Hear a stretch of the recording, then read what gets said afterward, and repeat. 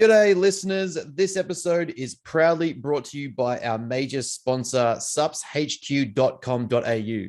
Use code BENS15 at checkout to receive 15% off on your next purchase. G'day, listeners, and welcome back to another episode of the Matter Mentality podcast, where we talk all things training, nutrition, psychology to optimize your performance. I am joined by a very special guest, or another special guest, a good friend, colleague, bodybuilder, coach, all-around coaching genius, my good friend Chris Black. How are you doing, brother? Good, bro. Yourself? It's good to Hey, be here. Thanks for having me. I'm good. It's a Monday. I've had some modafinil. I've had my coffee. I'm off to a flying start. Got my steps already done. It's good. It's a nice Feeling start to the good. week. I said to you before, I've got my monster here, the sugar-free one. He's ramped up for a deep chat. I'm ramped up for a deep chat. It's been a while. I haven't really ever spoken about this, so Hey, I'm it's like, funny. I was thinking just the other day. I'm like, we've had actually, I had this a very similar premise with Dalt. I was like, I've had so many chats with you, but I've never had like a podcast episode just me and you. yeah, But it's always been Scaff who's been yeah, it's always been like group podcasts or something like that. It's the same with Dalton. Like we've done 10 podcasts together and probably none of them have been just me and him. And now the same thing. I'm like getting all these people on now that I respect to chat to and actually expand our, I don't know, similar to, I guess, like the Real Bodybuilding podcast, just get people to have a bit more of a voice about what they do and talk about and get to dive into shit more than we usually get to speak on, I guess. yeah, definitely. A lot of our chats, so it's been more so in person actually. not Yeah. even not even online. You coming up here to visit me in the sunny coast. Well, Yeah. since I obviously probably did my last podcast, which I may have been in Melbourne. Oh no, I think I Yeah. did one episode. I think you did one. Yeah, I think you did one up there. Yeah. It was like Yeah, right before you kind of went black with prep. yeah. And I Went a bit went down, shut down mode and just fucking to focused on dark finishing the job. space after that. Just ghosted us. See you later. I did move up my whole life to Queensland too, so A that obviously did play a role. So little bit understandable. But mate, so where we kind of see this chat going, we had a bit of a chat off air, I guess you call it, or fucking off camera. Yeah, there's gonna be a lot of my listeners that come from the podcast. There's gonna be more, obviously, as we start to diversify matter away from that and individualize. I think there's a lot of richness here in stuff that isn't usually talked about bodybuilding. I think a lot of the time the game gets glamorized by the wrong people that aren't really fully immersed into it, seeing all the good, the bad, the highs, the lows. You just see like the glamorized like stage shots. You know, I've got my Instagram thought shots and now I'm good to go for another 12 months, but they don't really open up and share the full story or the negatives or the mental side of it. And I think between you and me, there's going to be some deep nuggets here for a lot of people that can get all aspects of prep, bodybuilding, coaching preps, going through preps, natty and enhanced. So I think that's kind of where we're going to allude to by the end of it. yeah, I'm really excited. It hasn't, yeah, like I said to you off air, I guess you could say. Like, yeah, it's something that's not really spoken about too much, and I think, yeah, having a certain mentality when you're approaching something, and then realizing that if things don't necessarily go your way, Mhm.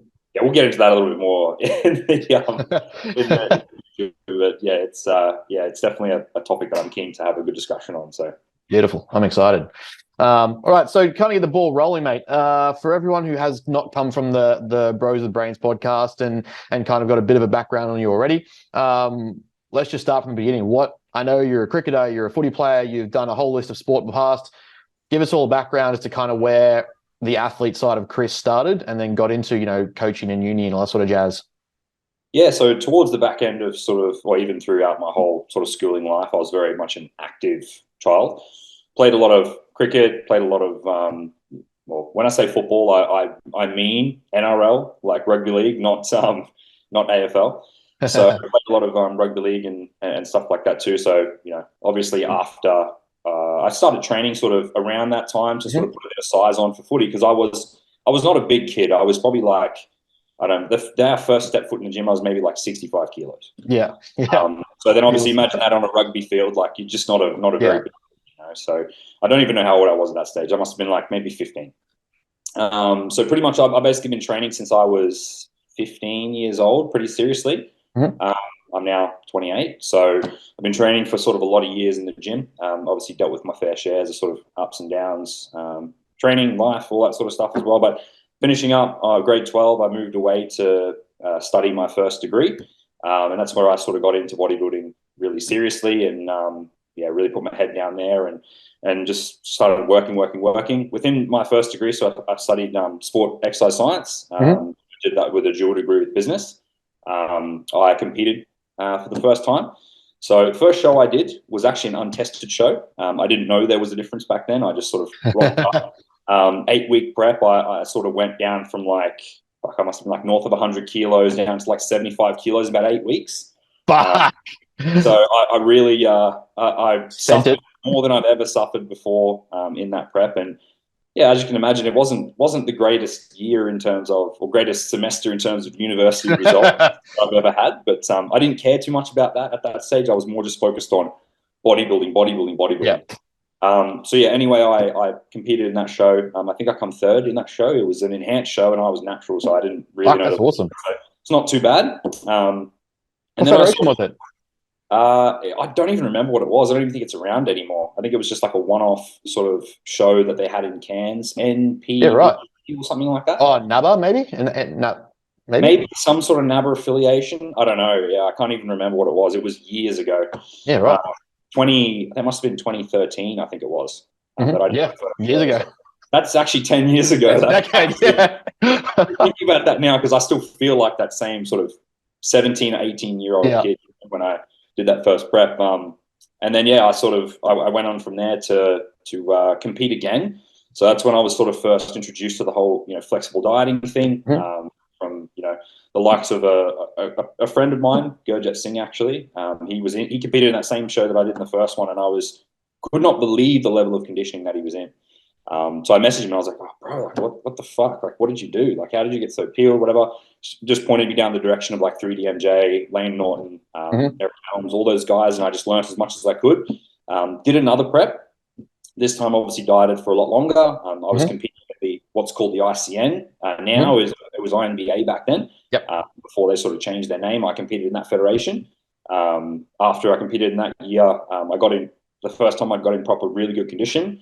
That year I won the teens and the juniors, which was good. That was sort of, telling myself, fuck, maybe I actually can do this. I didn't realize there was a difference. This was, again, moving back into a natural federation.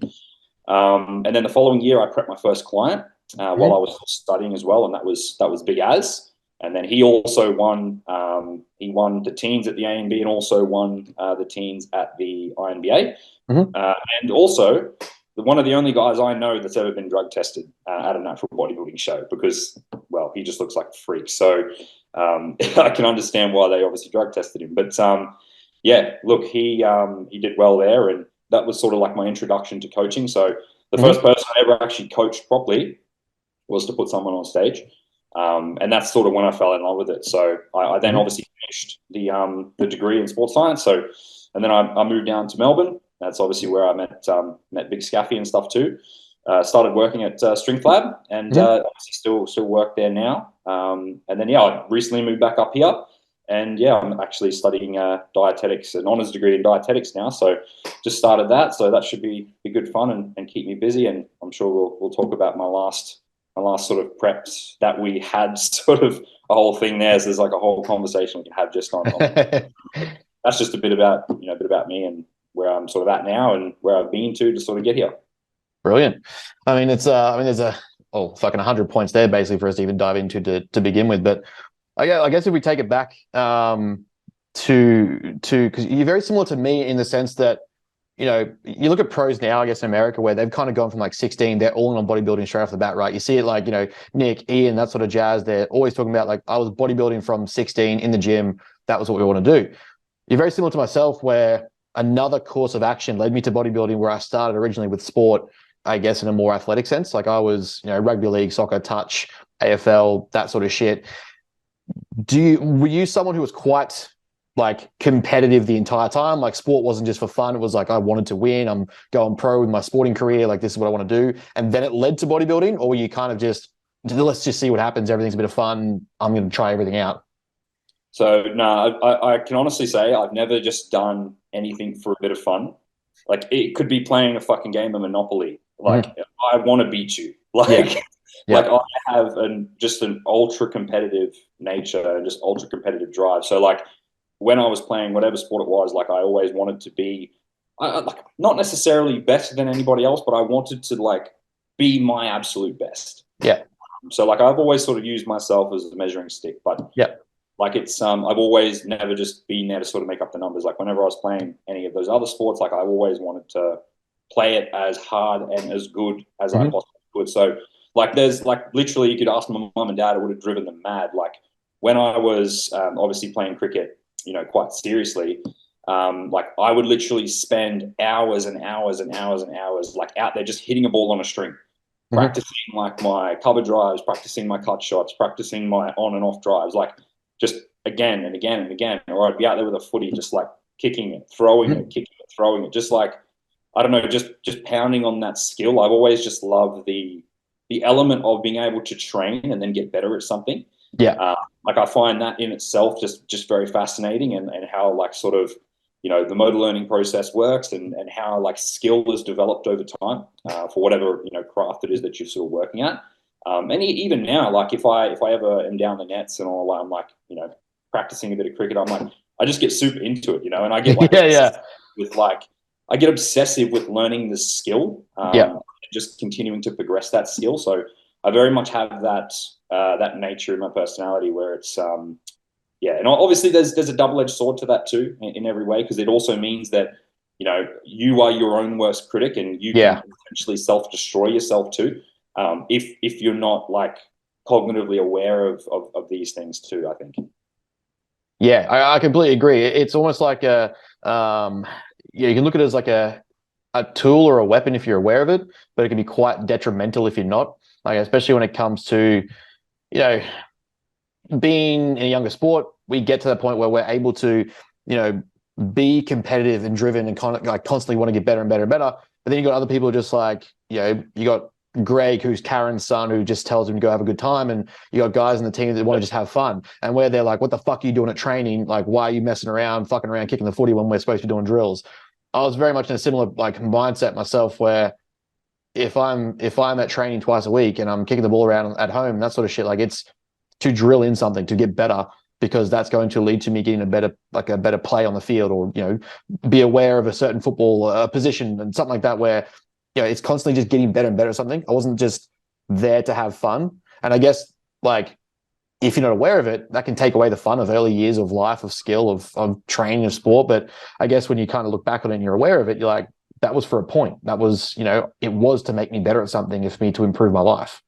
Yeah, that's the fun of it. The fun of it is like, you know, improving the skill and then obviously Yeah. trying to take it back into the actual setting and then improve on, you know, whether it's like for cricket, improving your batting average or scoring more runs or scoring more tries for, Mm-hmm. you know, rugby league. Like that, being able to sort of train and then translate that back across was what really sort of kept me coming back. So I suppose it all boils down to just that element of progression and like having Mm-hmm. that progressive like thing that you can continue to work for, that progressive goalpost.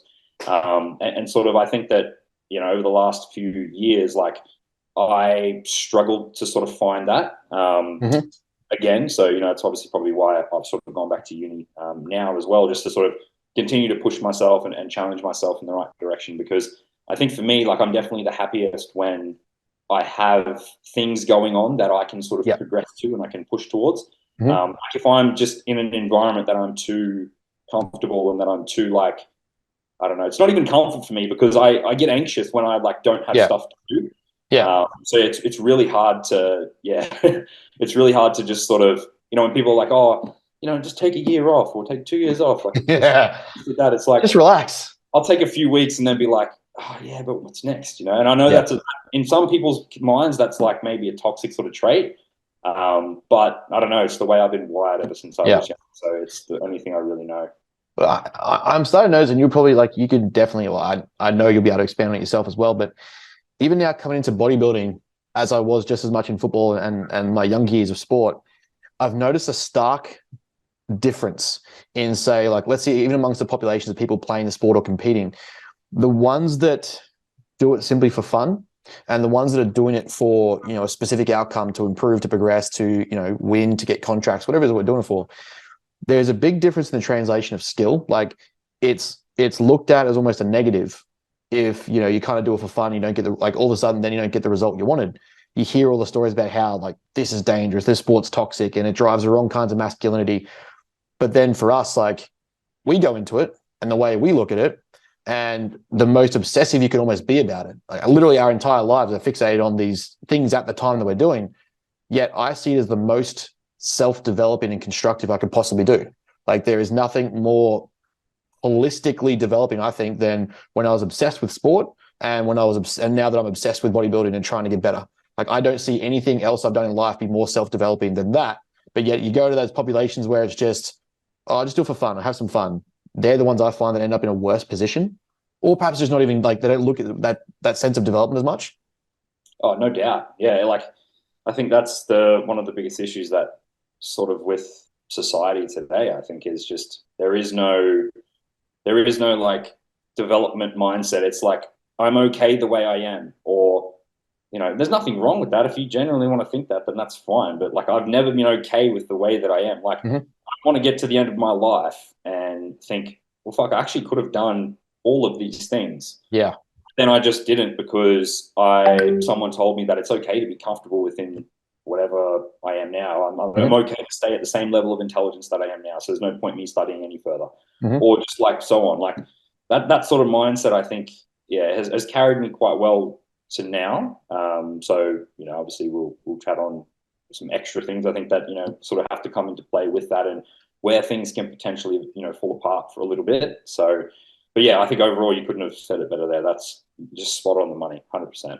So you definitely, like, I guess, like you'd agree in the sense that when we look at bodybuilding through the right lens, it becomes almost, well, it does. It crosses fields, it crosses realms, and it has applications to other areas of life. Like that's something I try to drill into my clients. I'm sure you do something very similar. Is I don't want a client to ever nail a perfect physique, but fuck their life up. For me, the measure of success for me as a I guess a more holistic style coach is that my sense of success is that a client's physique is great, but along that they've applied the skills for developing that physique into their other areas of life because I know they do cross over. But I guess would you have that same philosophy or perspective that you find those skills we have, like delayed gratification, goal setting, consistency, application of intensity, effort, you find them productive elsewhere? Yeah, for sure. I think when it comes to bodybuilding, I think that the reason it gets a bad rap is because when people think bodybuilding, they think only of the stage. Yeah. Like there is so much more to the bodybuilding process. Like you can be a bodybuilder, but Mm-hmm. you don't necessarily need to compete. Like that, Mm-hmm. you can just live the lifestyle because you genuinely enjoy living sort of a structured lifestyle, Mm-hmm. where you are setting those bigger goals. The delayed gratification, goal Mm-hmm. setting. I know for me that bodybuilding definitely allowed me to sort of harness my focus a bit more Mm-hmm. into other areas of my life as well. So I think that for me, when like my training, nutrition, all that sort of stuff is not in a line, I feel messy. I feel like Mm-hmm. it just everything just feels like sort of out of whack. And obviously when I'm delaying the same sort of message with clients too, because I do work with a wide variety of clientele. It's not just all bodybuilders and physique athletes and stuff. Like I work with a lot of just general population clients that generally just want to improve in their lives. And obviously the approaches that we take with each of those clients is going to be quite individually specific depending on their circumstances. But the fundamental principles still hold true in that in order for you to achieve some sort of outcome, you will have to set a goal, you'll Mm-hmm. have to set a timeline, and you Mm-hmm. will have to have some sort of delayed gratification. If you wish to achieve anything with your physique or anything, heck, not even in the realm of physique, like anything to do with your work, anything to do with school, Mm-hmm. anything to do with university, whatever it is, you will have to have some sort of delayed gratification. Yep. Like if you're studying, you can't just sit there with your phone, pick it up every 2 seconds, Yeah. and it's okay. If you're on a diet, like you can't just go to the cupboard and snack every 2 seconds, and Mm-hmm. that's okay. You can't just not train because you didn't feel like, because that's going to be okay. So doing things I think that are hard and doing things that make you push yourself to another level, and make you, I think delayed gratification is probably one of, if not the biggest keys to happiness.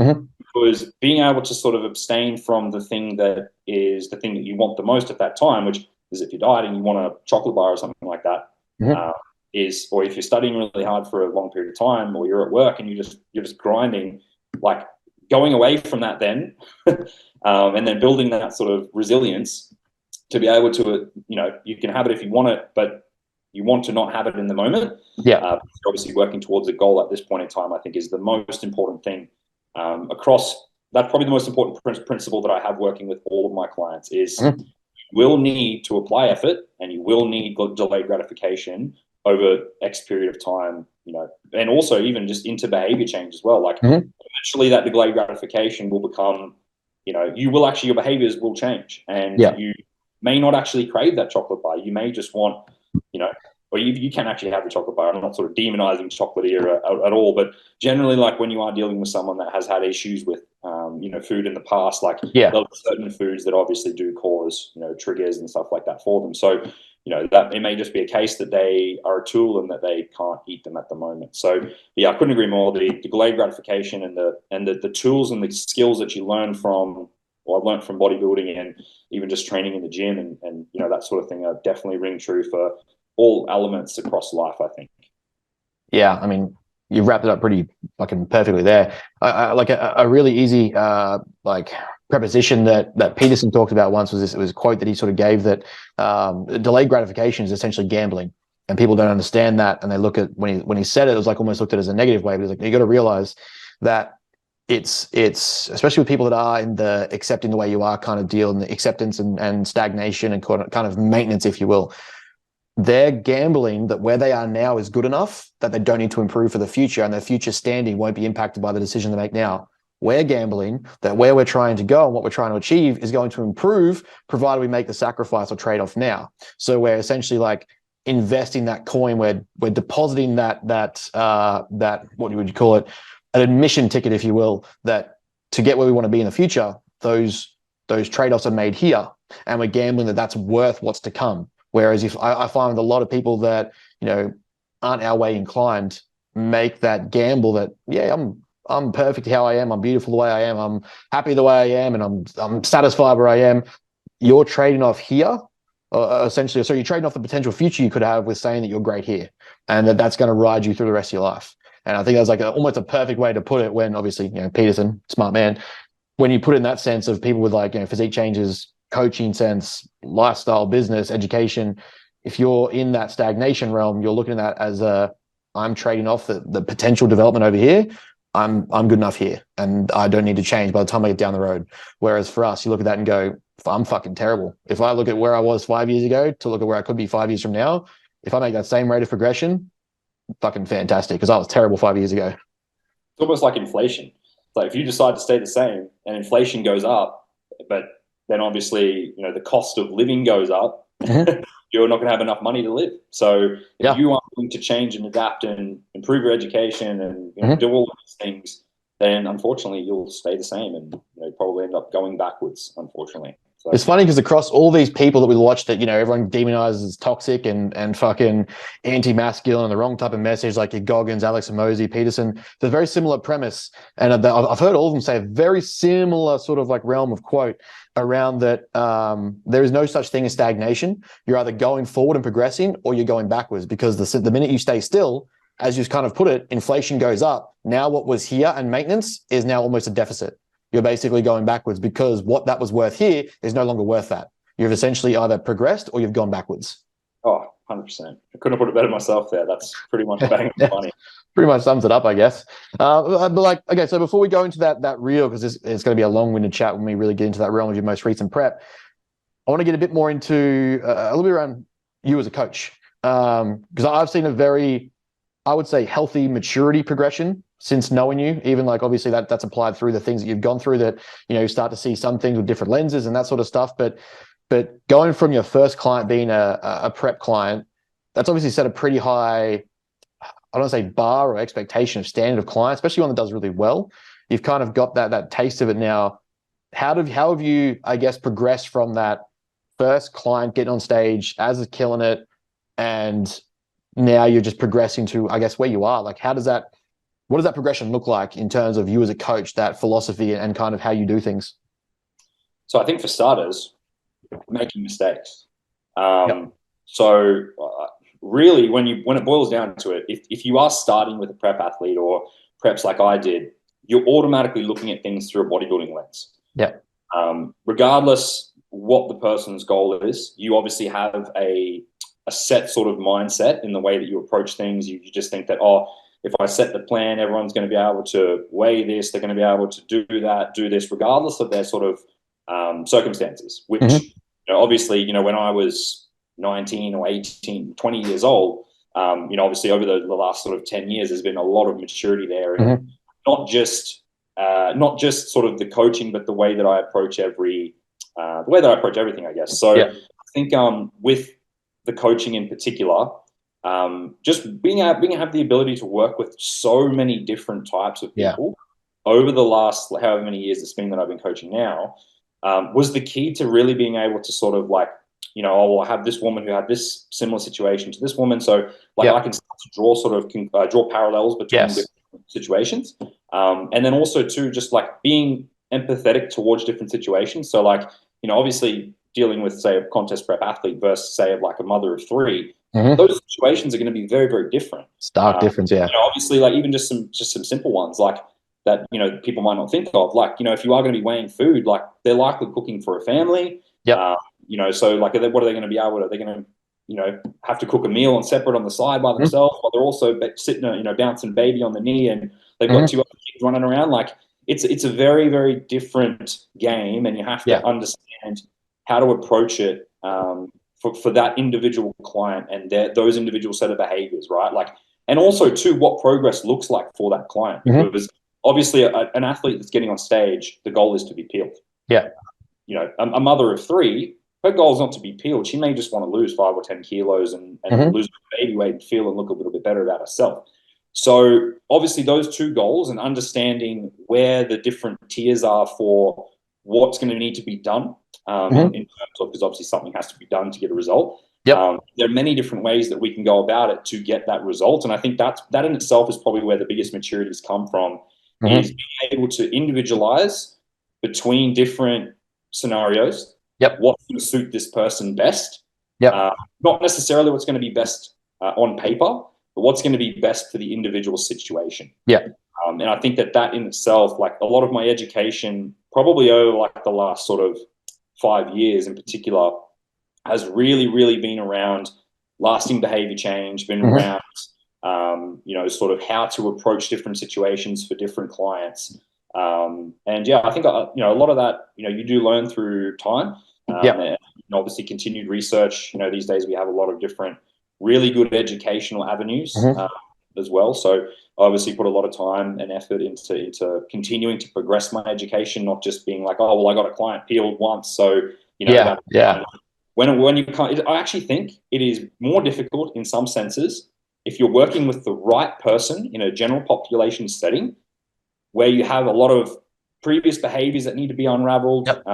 You have a lot of maybe previous issues that they may have had with certain things, whether it's certain foods or whether it's like psychological element that sort of needs to be addressed as well. Like there's so many different ways you can approach that situation. I almost think in some sense it's harder to get a result with that person than it is to get a result for a prep athlete who's obviously highly driven, highly motivated. They're going to do whatever you tell them. At the end of the day, the general population client, they're probably not always going to do everything that you tell them. So I often use the analogy, when I first start working with someone, I will make a few changes, obviously, and put some plans in place. But I have this analogy with a dartboard. So this analogy that I have with the dartboard is essentially like, obviously, the closer that you hit to the bullseye, the more points that you get, or you get a lot of points if you obviously hit a bullseye on a dartboard. If you're just a normal general population client who is just trying to get some sort of a result, you can throw the dart anyway. Even if you miss the board, it's still better than what you were doing before. But you're on the board. Exactly right. The narrower and narrower that we get in terms of our focus, that might be, we've lost 5 kilos. Now we've lost 10. Now we've lost 15. We have to shoot closer and closer to that bullseye. So those habits and those behaviors and the tools that I've taught you matter infinitely more once we obviously get further within the process. Now, with that as well, I think that one of the biggest things that I do quite well, I think, is any person can starve a person and get them lean. It's a very, very different kettle of fish to be able to have a person completely change their life, lose, say, 15 or 20 kilos, and maintain that loss for a long period of time. So like, I think that sort of period after the dieting process is one that's very much still sort of up in the air. Like a lot of people will just go on X diet, crash their calories, lose 10 kilos, and then put 12 back on. Yeah. You see that time and time again, and it's a reason the statistics on dieting are so poor in terms of like actual successful outcomes. So I mean, obviously that's I've talked a lot more towards Gen Pop there as well, but obviously, you know, I've worked with a lot of competitors over the years. I just sort of find the competitive element with working with athletes easier. Yes. Not from like a physiological standpoint, because you have to understand the physiology that underpins the changes that you're making. And obviously, you know, different conditioning requirements for different divisions, you know, different symmetry requirements for different divisions, posing, all those sorts of stuff that go into bodybuilding. But you're still working with a client who's very, very hyper motivated to achieve a certain goal. So they are very motivating to work with. But being able to get a result, a lasting result with a Gen Pop client is equally as important, I think, as working with someone from like an athlete lens. I think I find it more of a it becomes more of a challenge to our skill. Like generally, if we look at like, you know, it shows you where perhaps you do need to work or study or focus some extra skill development when you get a crop of clients come on, and the majority of them end up being like, you know, say Gen Pop in that spectrum. You then start to have to assess, like, where am I weak? Where am I good? What lens have I been looking at this through? Like, am I, you know, if you're talking to a Gen Pop, like you said, say mother of three, and you're trying to work out expected ROL and your rate of loss, and you're, you know, periodizing like percentage drops per week, and we're looking at this, and, you know, titrate calories downwards in this progression. And then all of a sudden it actually starts to, you know, they start the process, they start training, they start doing things, and you're seeing these not linear progressions. You very quickly have to realize, like, is it them or me? And, you know, I think that's where it's a sign of a good coach, of ownership, where you've kind of alluded to it there already, where you've taken ownership of that. I used to think this way and I've adjusted. And that's a sign, I think, to mature development of a coach. Just someone that's understanding and has those softer skills building. Is like, we have the hard knowledge. Obviously, you're doing a second degree. We have those hard skills of knowledge where we can see, you know, how rates of progression are supposed to go, periodization of phases, where to introduce fat loss phases, where to introduce a growth block, specificity, volume allocation, those things. Like, yeah, we know that. But if you're adding that to, say, like you said, a mother of three who's got all these things going on, and also the husband who's working FIFO 16-hour days on a night shift where we know night sleep isn't optimal, and tracking foods is going to be way fucking harder. If you're like, hey, here's your macros, hit the scale, track it every day, and they're in a mess hall that has pre-made meals, you know, things start to get blurry and they start to get confusing. We start to not get the result we wanted. If we're stuck in that old mental shift, you go, oh, well, it's the client, they're being shit. Reality is, we look at that and go, okay, how do I make this easier for them? And I think that's a big lapse in, I guess, some coaches, but I think it's also a good chance to develop maturity and mature as a person when you can see that and adjust or learn and go, you know what, I was wrong. I think it's a good, it's almost like a fork in the road moment where you go, as a coach and a person, I can say, fuck, I was wrong as a coach. Let's reassess this process with the client and get better. And I can implement this with other clients that match that same bill, as you said, or I'm going to stick to what I know and it's the client's fault. And I think that's a very big moment for coaches to go, fuck, I don't know as much as I thought. I know the data, I know the research, but I don't know as much about people as I thought. Yeah, you really have to be a chameleon. You really have to understand who it is you're talking to and what context it is, because I even think that even just starting with the client sometimes, like if you give them too much information, if you overwhelm them in the wrong way and you don't simplify things enough to the point that makes it like applicable for their situation, they get to like, oh, fuck, this is all too hard. And I've made that mistake before in the past. I've been like, you know, when I first started working with someone who maybe didn't have the most, even some athletes, they need a really, really simplistic approach to things because it's just too much for them. Like they need just the simple basics of things. So I think that, yeah, being able to understand the person that you're talking to is the most important thing of the coaching process, because yeah, like you said, it sometimes it can differ. Like I said, even with an athlete, sometimes the approach needs to be really simple. Because they may have some of the same issues that you know, maybe a Gen Pop client does have as well, and you know, it's one of those things that, yeah, I think that just comes with maturity and making mistakes and learning over time, and unfortunately, you have to make a lot of mistakes, and unfortunately, if you can't look back over the past like 5 years or 10 years of your coaching career, and you're like, well, fuck, I've really updated my processes and what I used to do beforehand, then if you can look back and think, oh, I did all that perfectly, you haven't learnt anything. So I think that that's that in itself, and being able to admit that, you know, like we're probably not all that, you know, Yeah. is really, really important. And I think it's an important part of the growth process of any career, not just coaching, but any career that you undertake. I think an important point, like, because I, as you know, and I've talked about this before. It's not a plug by any means. Like, we've been invited overseas to present on body composition at this coaching conference in Washington DC. Awesome opportunity, like super appreciative. The guys are organizing, like, yeah, we want you to talk on body composition. I was like, okay, what's your population of person? Like, oh, what does that matter? I was like, what do you mean? I'm like, I need to know what coaching qualities coming in. Like, am I talking about rates of loss, periodization, how to focus and specificity blocks, like expecting growth phases, how to gradually titrate calories? Or am I simply going like, hey, here's like you've got your Gregs and Phils and Karens and Wendy's who are coming in that want to be fitter and healthier and get back to their, I guess, like fuckable condition that they, they still want to bang their husband or wife and look good in some lingerie. I'm like, and then it clicked in my head. The best way to almost express it was when we talk in body composition, I look at it now more as like a notch on a spectrum. And we look at the extremes because people like to polarize and look at extremes. You've got obsessively competitive bodybuilder body composition, and you've got, individual general population who trains 3 times a week body composition, even if probably less than that. And I look at it and I say now, like the way I'm kind of describing it to these guys when I was talking to them was, I need to understand the population because I'm either moving the level of knowledge and the level of coaching from extremity at this end to, elite bodybuilder, Michael on stage level of condition, body composition, or we're taking this down the spectrum notch kind of on the funner end of, I guess, less rigidity and more freedom and understanding things, education, training, building them up on their knowledge of body composition and getting a slight change over a period of time, but learning how to sustain. I'm like, those are different people on different ends of the spectrum. And they'll look at me like when we spoke about it, like the level back of communication from them was almost like they were confused or like mind blown that this was how we approach body composition. It's not just because like the coaches organizers, they're Olympic level coaches, but for like track and field and sprinters and boxers and stuff. So I'm like, in that realm, the way I had to compare it was, you've said body composition, it'd be like me telling you to talk on track and field in 45 minutes. You've got 70 different variations of track and field. It's like sprinting. Okay, well, you've got a Gen Popper who sprints, but also an elite level sprinter. Like, you're not going to give them the same program, are you? Yeah, exactly right.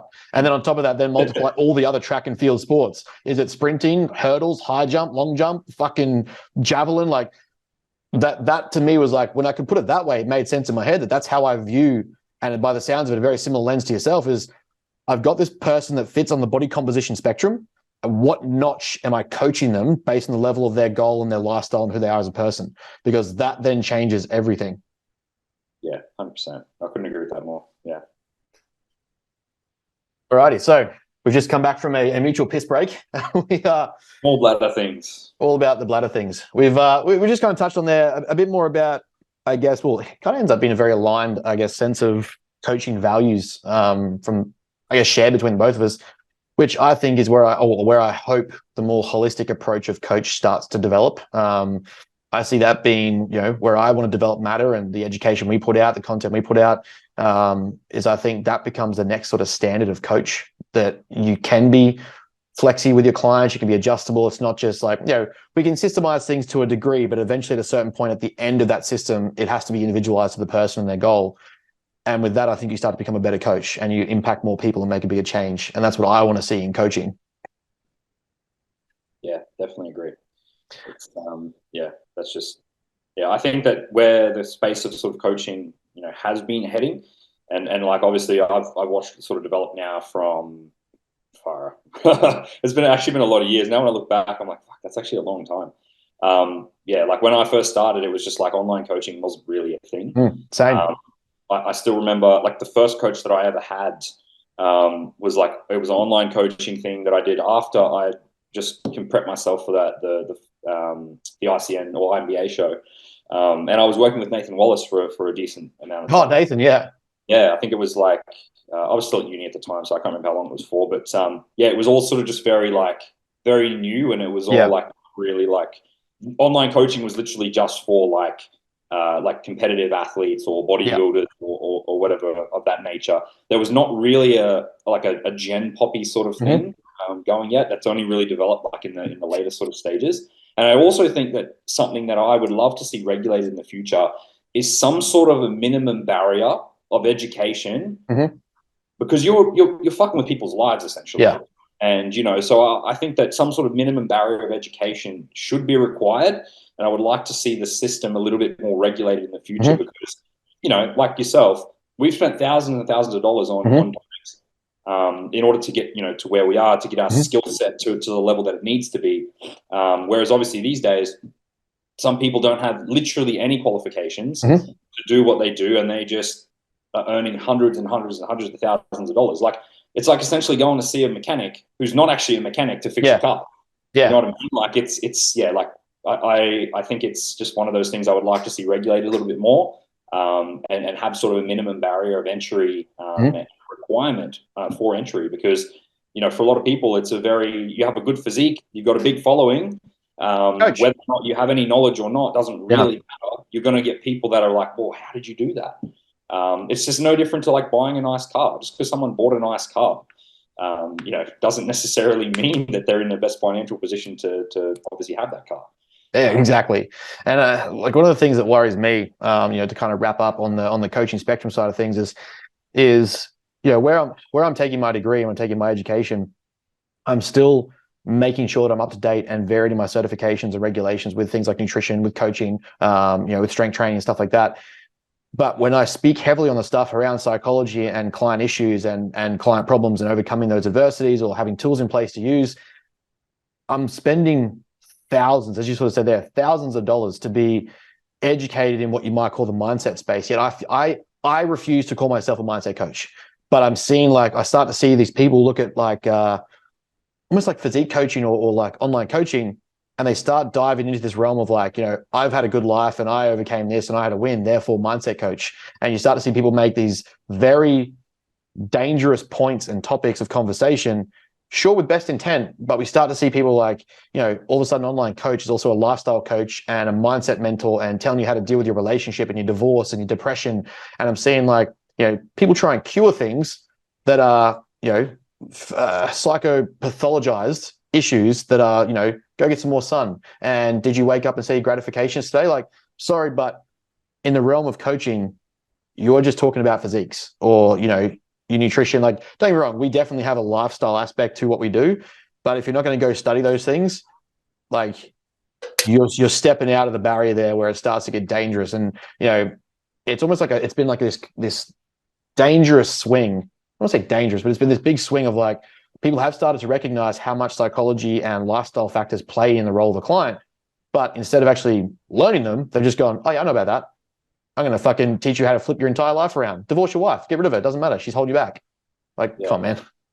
No doubt. And even in the training space, like everyone these days, like you see them pop up all the time. Like there's all these like biomechanics and fucking biomechanics and all that sort of stuff that actually have no qualifications in the area. Mm-hmm. Like, bro, you've never been torn apart studying advanced biomechanics by your lecturer before. It's clearly obvious, Mm-hmm. things are not as simple as obviously what people are making them. And unfortunately, I think that is something that is an area right now that I'm seeing a lot of people sort of delving into. And I'm all for a scientific approach to things, but Mm-hmm. bro, you've never studied anything. Yeah. You just rinsed PubMed a little bit. You Yeah. haven't actually been in the trenches. You don't know what the fuck it's like to go through an advanced biomechanics course and get Mm-hmm. torn to shreds 1,000 times and realize how much of a fucking retard you actually are. Mm-hmm. You just rinsed PubMed or stole someone else's information. That is something that I'm seeing a lot these days. It is definitely people sort of going down that road that sort of have no business in that space. One of the big things I've learned, especially with this semester for me, is my second year of stats, and this semester subjecting is based a lot more around breaking down and understanding data and validation, application, how to actually digest and dissect research papers. And the more I get into it, the more I'm realizing just how comparatively across other scientific fields, just how loosely valid actual exercise and nutrition science research really is, and how little people can actually dive in and break it down. And not in the sense of you got to give me a fucking 3,000 word abstract breakdown of this research analysis, but just to actually look in and like, how applicable to my population is this? How much does this apply to who I'm talking to? How much is this relevant to what I'm actually trying to coach? Or, is this applicable to my group of people? Does this actually have validity outside of a controlled environment like a lab? Like people will say like, yeah, I'm an evidence-based coach and I've covered X, Y, Z, and these are my applications, but fail to learn how to break down that evidence and know that it's applicable. That to me is not a big worry. I always assume best intention from people, but to me it's like, we've gone so far from the bro coach to then be, as you sort of alluded there, to be the evidence-based coach, but you're not understanding the evidence. And I don't claim to be an expert at it by any means, but I'm looking at it and going, I know this isn't really that valid, but you're not even being able to do that. And I think that's a big focal point. Like if people are going to start being that evidence-based coach, you need to get better practice at reading the evidence. Yeah, even understanding the fundamentals of the evidence as well. Like, what is good evidence? Like, yeah, what is a confidence interval? Like, what are standards? Yeah. Like, what do all of these things mean? What's the criteria for validity? Yeah, like what's the criteria for a study to be valid? Or even the statistical validity for something to be valid. Like, there's so many little things like that unless you've actually gone through like a stats course, that you would just have no fucking idea about. So even like reading research, like even though the researchers may have drawn a certain conclusion, if you have the ability to actually go through and look at their information, look at their data, and just obviously go through it, like sometimes it actually paints a bit of a different story. Sometimes the results can be a little bit fluffed up, and I think this tends to happen a lot more now in not so much the biomechanics space for that particularly, but like, you'll see like all these guys popping up. It's like, oh, you should only eat meat because it's got fucking this and this and this and this and this, and like, or you shouldn't eat vegetables because it's got this, or this has got seed oils, or this and this. And like, yeah. It's like you're literally just cherry picking information. Like, understand what cherry picking information sounds and looks like, and then actually what the applicable research is on an actual topic. And understanding like different tiers of evidence, meta-analysis, systematic reviews, all these sorts of things, and understanding that, just picking like a fucking one-off study that had like 6 people in it, like you don't really know what the fuck you're talking about, unfortunately. And unless you've actually gone to uni to study some of these things, like you wouldn't, because you just wouldn't actually know. You're just reading something verbatim, but there's no actual knowledge of like how the study's set up, and like all the conditions that go into it, and what are the extraneous variables, and all these sorts of things that go into, creating a study and study design. Yeah, I think, if there's one thing I could suggest to people, if you're going to go down that route, learn how to read data. Like that's just a big takeaway. Just don't take, even if you're my client, you're coming to me for mentoring as well. Like, I'm starting to coach more coaches and stuff like that. Don't take my word for it. Challenge where I've got that from. Seek the evidence yourself and say, well, actually, I've got a different view. Cool. Challenge me. Find out. Like that in itself is the biggest part of the process right there is like, just like you said right there, is having the ability to say, hey, look, I also may be wrong. Like I want you to challenge my views, because I constantly want to get better as well. I don't just want to stay in the same place. That exactly what you said is how more coaches should be approaching things. Not like getting defensive and all of that sort of thing when your views are challenged. I mean, that's a perfectly good point to segue then, as we start to get a bit more into our philosophies and things like that. As people, the biggest realm to this chat, I think, is going to be where we go now. Diving into your most recent prep and kind of the ups and downs of that, and kind of how we come out.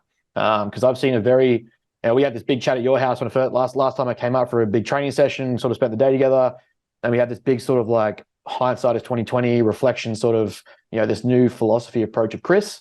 I think that's gonna be a really powerful point to explore with for people to really dive into bodybuilding. So kind of give us a rundown, I guess, of prep 2022, because at the point I come down for the podcast, it's January, things are on track, you're in great nick. We're looking for season 8 prep for April, I think it is, back last year.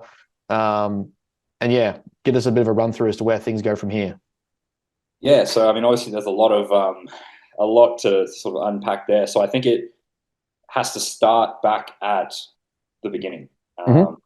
So obviously the prep that I ended up doing where I did get on stage was 2022. However, I'd obviously tried to compete in all the seasons prior to that. So basically it was essentially like I did 3 preps back to back with very little break or anything in between these preps. So if we're looking right back, obviously when I first moved down to Melbourne, I went through a little bit of an off season and then started into, a show prep. Unfortunately, obviously COVID happened. Yep. So that first prep, I'd already lost a decent amount of weight. I was sitting in good nick. I was fresh. I felt good, was looking better and better. And then obviously I, got the rug pulled out from under me again with COVID. So I basically said, all right, we crack on and we push on again. So, obviously, at the time, obviously I was coached by my man Dean, and obviously I still to this day don't have enough good things to say about him. He's an incredible coach, and I think that just for me, I think I made some poor decisions with my own mindset and the way that I sort of approach things, and obviously the first prep cancelled. Cool, whatever. I was just like, no dramas. We'll shift straight into the next one. Now, this next prep is where I was really starting to hurt. So I think we got to like 7 weeks out within that second prep, and I was looking and feeling really good. When I say feeling really good, I mean, obviously I was feeling terrible, but I was feeling really good.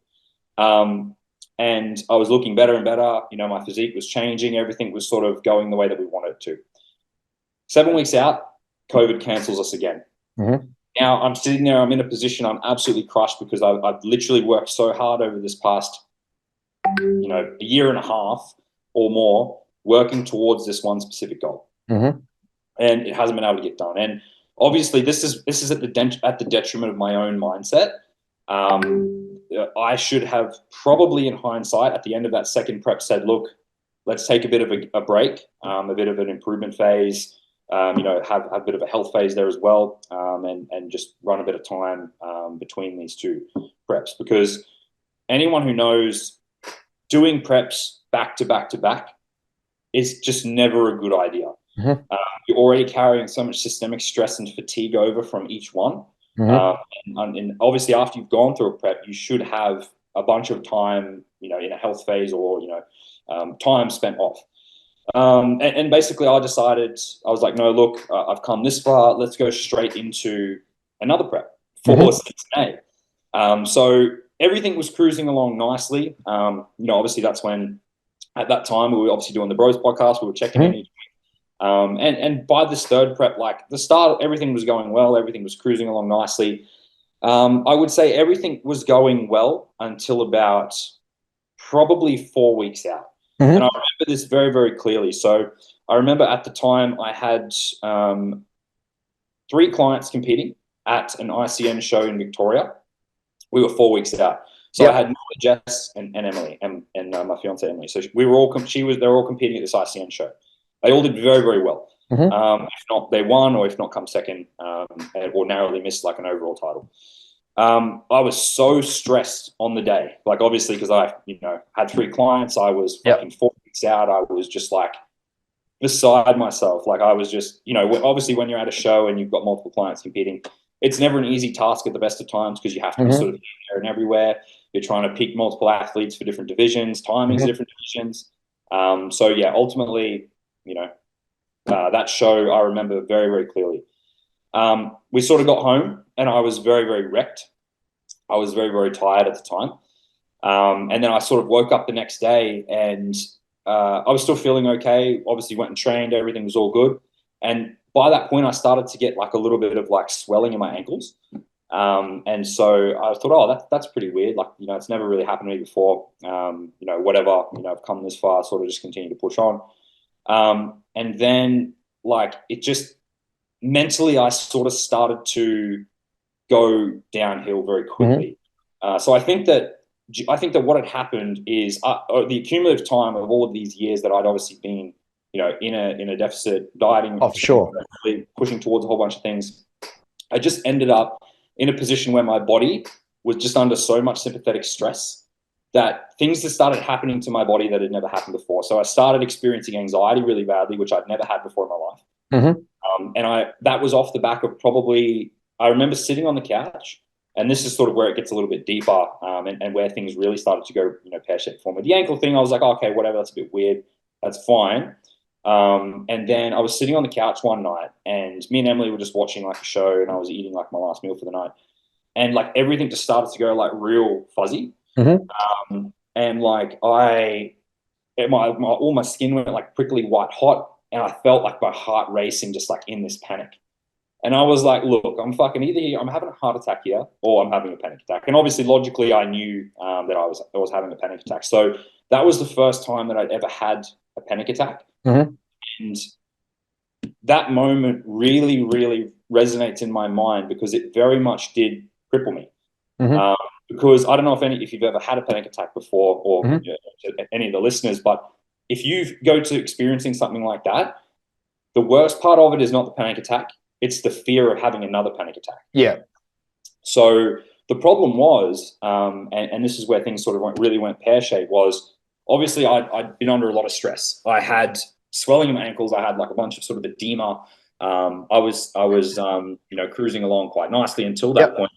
And then the worst part was that for those final 4 weeks, anytime I exerted myself in the gym, I was worried if I pushed myself too hard, It was going to happen again. myself to the requisite level, I was going to, go into panic attack because I would get that feeling again when I would train. And then obviously, unfortunately, it's still, obviously quite raw for me now, even though it's a year on. Even just just the thought of it, doesn't make me feel very comfortable. But I think it's important that I sort of discuss it because I think it's something that, I think more people probably need to talk about. Is that basically like I was having these panic attacks. I was obviously dealing with chronic anxiety. Obviously, I was struggling to sleep. My sleep was still okay, but obviously I was, dosing melatonin pretty high. Just sort of doing what I could to sort of recover and try and like sleep. And then obviously the days that I was at work, like obviously I was walking around on my feet for most of the days, and like that was the worst because like my ankles would just continue to sort of swell. Yeah. And then obviously like I was probably in pretty good condition when you saw me. When you saw me, like how many weeks out was I? Probably maybe 8. Yeah, when I was down in Melbourne, that was probably end of January because I was coming towards it was end of January, I believe it was. Yeah, I'd say close to end of January. So you're like at that point maybe 12 weeks out. You're already still pretty fucking tight. Like you were still pretty lean there. We were doing posing practice at the one gym posing room, and then you were still sending us check-in photos at like 6 to 8 weeks out. Yeah. So yeah, I was looking pretty good then, right? I thought I was looking pretty good around that like 8 to 12 week out mark, because we'd obviously put in a lot of work. But the unfortunate reality was I didn't feel ready. I didn't feel like I was in condition. I didn't feel like I was in the condition that I wanted to. So we obviously pushed things very hard towards the end. And if you're not fresh, that final bit can fuck you up big time. So obviously I was in a position that I was really stressed. I was pushing hard. I started stressing about my conditioning, that I obviously wasn't in the conditioning that I wanted to be in. And then I was obviously even more stressed because my ankles were swelling. I was even more stressed because I couldn't sleep properly because I had fucking like anxiety. I was constant fear of having these fucking panic attacks. I couldn't train, which is the one thing that I loved to do that gave me stress relief, was now causing stress. So I was just in a position where I was just not overall feeling great at all. But, I'd come this far. So I was just like, look, I have to do this. Like I was right by all rights. I probably should have just said, look, I think it's probably time that we just pull the pin here, reevaluate, come back, not push it too far, and then we'll be all good. But knowing me, I'm a stubborn prick. So I was just like, I've just got to keep pushing here. So we kept pushing. Ended up getting to obviously the final couple of weeks coming into the show. And obviously I was, the ankle swelling was sort of coming and going, but I sort of started waking with like a little bit of swelling, like around the tops of my eyes. Yep. So my face would wake up like a little bit puffy and stuff too. So obviously I pulled blood work, and my blood work wasn't too bad. But obviously the ankle swelling sort of ended up being like rhabdo. Yep. So I was sort of dealing with that, and rhabdo can be quite dangerous. So I was obviously still working with my GP and my doctor to sort of just see what we could do in order to get me to the stage. Because obviously worked so hard for this over the past 3 years, and the reality is that sometimes you can do everything and you can work as fucking hard as you can, and things just fucking don't go your way. And this instance, like I genuinely like, I don't want to make excuses or all that. And this is why I had put off talking about it for so long, is because obviously on the day that I competed, I was not in good condition. I was not in a good Mm-hmm. way. It was not the showing that we had wanted. Mm-hmm. But at the end of the day, it was what happened. Yep. And I think that dealing with obviously what happened. So obviously that comes to show day. You know, I wake up and we were sort of going through everything. I just couldn't, any of the carbohydrates that we were putting in through peak week. Like I was actually looking not too bad, but I was still dealing with a lot of like the physiological stresses on my body, which was still again playing on my mind, playing on my ability to recover Mm-hmm. these things. And then obviously on show day, I sort of woke up and, you know, even after a couple of days of like 800 carbs going in, you know, I was still maybe a kilo or two down. Yep. So we just decided to sort of roll with it. Yeah. And then obviously, you know, played with a couple other things and then, yeah, unfortunately, like I was just in a position where I was just not in the best shape. It's very hard because like I was in a position where like, you know, 8 weeks out, I was probably a bit naive as well, obviously too. Like I was in a good position where I had obviously people around me telling me like, fuck, like, you're looking amazing. Like, you know, you're going to be fucking like challenging for a pro card, like blah, blah, blah, blah, blah, the rest of it. But obviously nobody knew what I had going on sort of in the background. And it wasn't until the end where all the wheels sort of fell off. And, you know, I really started to struggle and I was dealing with what I was dealing with. But, you know, obviously I'd never felt pressure like that before because, Yeah. you know, at the time I was also like a one gym sponsored athlete. I was, you know, obviously, you know, big thanks to obviously Mike and the crew there for, you know, helping me out with that season and stuff. And then I felt probably the hardest part to talk about was just how much I'd felt like I'd just disappointed everyone, I Yeah. suppose, and how much I just felt like I had just completely dropped the ball. Like I'd gone from this look that I thought was going to be a decent look on stage and would have been a good showing to just like nothing like what I had expected that I was going to look like. And, you know, obviously I've already delved into a lot of the specifics sort of about it, but like just that feeling of like, you know, obviously I came from, you know, the ICN, came from my MBA. I was, you know, the last show I did, I won the teens and juniors both quite convincingly. Like you know, it was all good. And then I'd obviously, you know, gone into this other show. I had, you know, people sort of, you know, really encouraging me and sort of, you know, gassing me up and blah, blah, blah, blah, blah, the rest of it. And then, yeah, like I just felt like at the end of that show, that feeling that I felt that day was just like nothing I'd ever felt. Like it was just, I had literally, and at the end of the day, when you look at it, you can say, oh, well, fuck, well, what's the worst that happened? You lost a bodybuilding show.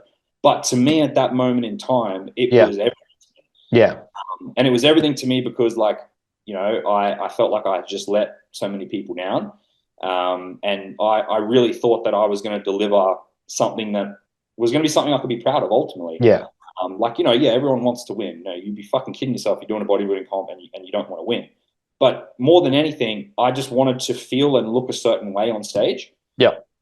And yeah, I wasn't able to manage things well enough to be able to put that look on stage. And look, to be fair, like, you know, Dean also said to me, he's like, look, you know, we can change a couple of things. We can do this, we can do that coming into nationals. But the problem with me and the way that my sort of my head is and my way my head was like, I was just so crushed because and obviously bodybuilding, you know, a sport can change a lot within a few weeks. I understand that people go from like last call out to winning a show in you know, a very, very small amount of time. And yeah, like I was just, the problem was I was so mentally defeated that like I just couldn't continue on. It was more just the fear of like that level of disappointing everyone again. I couldn't put myself through that because I was still just like not in a good way, sort of coming out of that last sort of week there. So Dean's like, oh, we'll give it a few days and we'll sort of see how you feel. And then, yeah, obviously I just wasn't feeling great, sort of coming out of that next phase. And yeah, like, you know, obviously for me, like this is pretty hard to talk about. Like it's very raw. It's like, it's the most vulnerable that I've probably ever felt in my life. And yeah, like just on top of like all the stress, like, you know, there was a bunch of other things that sort of happened within my personal life as well, which should have been like red flags for me to be like, yeah, you look, maybe bodybuilding is not the most important thing here right now. Yeah. Like my grandma passed away, like a whole bunch of other things sort of happened as well. that sort of contributed, negatively to that overall day and that overall look. But because I just worked so hard for something, I was just like, fuck, I have to stick with it. But yeah, I just think, when your body's sort of telling you, Yeah. fuck, like, dude, you need to stop here. Like, you should actually listen to it and not just be a fucking idiot like me and just like continue to sort of push on. And now, look, I say that jokingly because like some people may just feel the pinch of prep a little bit and be like, oh, fuck, this is hard. I'm hungry. I'm a little bit hungry. I'm going to pull the pin. Like, that's not what I'm talking about here. Yeah. Like, there was a lot more going on with me than like I would let on. And to be honest, I should have been more transparent with Danny. Yeah. Like, I ultimately, obviously, I looked up to him so much, and I still do. And I didn't want him to be like, oh, I didn't want him to think, oh, like, oh, Chris is a fucking pussy, like blah blah blah. The rest Yeah. of it, I sort of, in a way, fudged my check-ins a bit, and I didn't tell him any of this. I didn't tell him that I was having panic attacks. I didn't tell him about the anxiety. I didn't tell him about like any of those things that I should have. Yeah. Which may have changed the outcome of these things, because he probably would have been like, look, fuck, like, we're not doing this. He just wouldn't have let me. But because I wanted to just like, I wanted him to think I was fucking, I could go through anything. I could do this. I could do that. I really wanted to impress him, So like and that's a fault on my behalf from wanting to live up to other people's expectations that they have of me. I should have just been doing this for myself from the beginning. And it was a little bit about the beginning, myself at the beginning, but then it became more about like, well, I thought I was going to be in the conversation for other things, like, winning classes, blah, blah, blah, blah, the rest of it. And, like it's a very, it left me feeling at the end of the show very, very empty. Yeah. Because I wasn't sure about what my identity was anymore, because like I'd been known as this up and coming classic physique guy. And like ultimately now I was just like, well, questioning whether or not like I even belong in this sport, Yep. And then, that sort of just led me into a little bit more of a sort of a downward spiral, which, I know I've been talking a lot for now. If there's anything you want to sort of interject with there as well. Hey, I'm letting you go while you're going. It's I think it's all important stuff, because like what you're describing here are some very powerful points that I think people miss. Where we're diving into things like anterograde anxieties. We're diving into things like future potential panic attacks. Like, we're diving into things where we start to talk about social narrative and social identity. These are powerful things that people don't comprehend, and it gets wrongly used in things like bodybuilding. And we need to be able to understand a bit more, which is why these conversations I think are so important.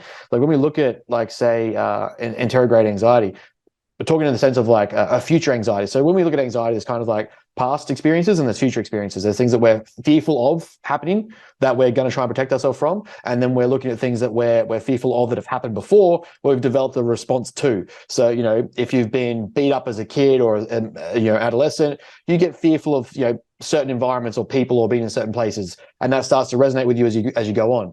Things like future panic attacks and stuff like that, where you're looking at, well, performance anxieties, future anxieties. Well, what if this happens again, or this could happen here, or what if I shit the bed with it and I fuck up? We start to develop these anxieties in responses to certain experiences, along the timeline, if you will. And then we get into these things like social narratives, as you've identified there. It starts to become, well, who am I as a person? And I think a lot of people, not mistakenly, because we're like, on the sense of being athletes, we're both very, very similar. A lot of what we do is around the competitive nature.